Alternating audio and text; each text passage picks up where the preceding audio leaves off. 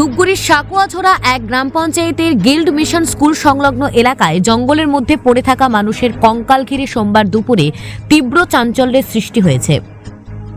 স্থানীয় সূত্রে জানা যায়, এদিন সকালে এক ব্যক্তি জঙ্গলে গিয়ে কঙ্কালটি দেখতে পান।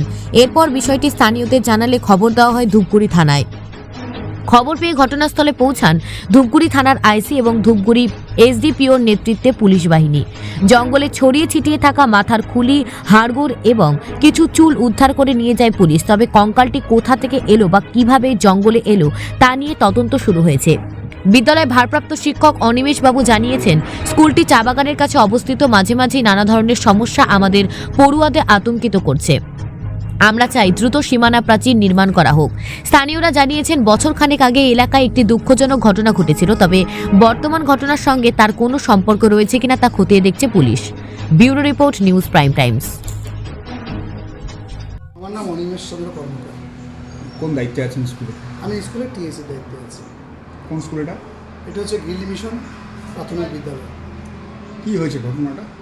ঘটনাটা হচ্ছে যে আজকে আমি যখন স্কুলে আসি 10:30টায়, তো এসে দেখি কিছু লোক এখানে ঘোরাঘুরি করছে। একজন লোক ওনাকে আমি চিনি না অতটা, উনি আমাকে বললো যে স্যার আপনাদের এখানে লাশ পাওয়া গেছে। কিন্তু লাশ আমি তো ওটা জানি না। তারপরে বললো ওখানে হাড়গোড় পড়ে আছে, চলেন দেখবেন। তখন আমি ওনার সাথে আরও 2-1 ছিল পাশে গ্রামেরই, গিয়ে দেখি যে ওখানে মাথার খুলি, একটা প্যান্ট দেখলাম, ছোটো প্যান্ট, তারপর হাড়গোড়, এগুলো সব পড়ে আছে। তারপরে পুলিশকে আপনারা খবর দিয়েছেন? তারপর পুলিশকে আমরা খবর দিইনি, অনেক লোকজন আসছে, ওনারাই হয়তো খবর দিয়েছেন। আমি আমার উদ্বোধন কর্তৃপক্ষ যে আছেন এসআই, ওনাকে আমি জানিয়েছি ব্যাপারটা। স্কুল থেকে কতটা দূরে? স্কুল থেকে একটুখানি, মানে কত বলবো, 10 থেকে 15 মিটার। কি মনে হচ্ছে, হাড়গোড় কেউ ফেলে রেখে গেছে নাকি কোনো ঘটনার শিকার ব্যক্তি? এখন দেখে তো মনে হচ্ছে এটা অনেক দিনের পুরানা খুলি, মাথার খুলি, কারণ ওখানে হাড় মাংস কিছু নেই, শুধু খুলি আর হাড় পড়ে আছে। তো ওটা দেখে বোঝা মুশকিল, এটা আমি অতটা ঠিক বলতে পারবো না কতদিন আগে উদ্ধার হয়েছে ওটা?